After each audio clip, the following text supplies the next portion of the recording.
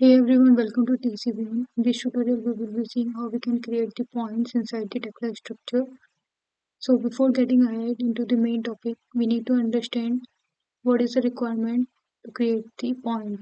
The second one, what is the property of the point, and the third and final one is how many way we have in the Tekla structures to create the points. So let's start with the requirement.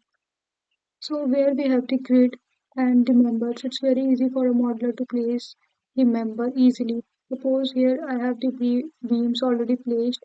It's very easy for me to place the another beam with reference to the already placed object. And if I want to create the contour plate with respect to the grid, it's very easy to place it because I have already the grid placed there. So it's very easy for a modeler to pick the point with respect to the grid. Okay, but I want to come across a situation where I don't have the grid and the already existing member, so I want to create the contour plate by picking the points here, here, here, and here. So what I will be doing, I will go to the edit, go to the point here. I will give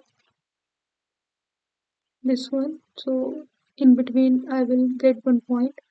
By picking the 2 points, I will get the middle point. By picking this 2 point, I will get the middle point. By picking this 2 point, I will get the point.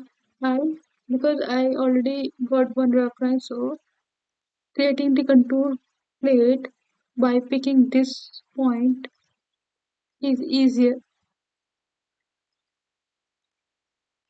Okay, so this is the real scenario why we require to create the point inside the Tekla structure. So that's it in this presentation. For the continuation, please check my next tutorial. Links are provided on the description. If you found this video helpful, please subscribe to the channel. Thank you for the listening. Have a nice day.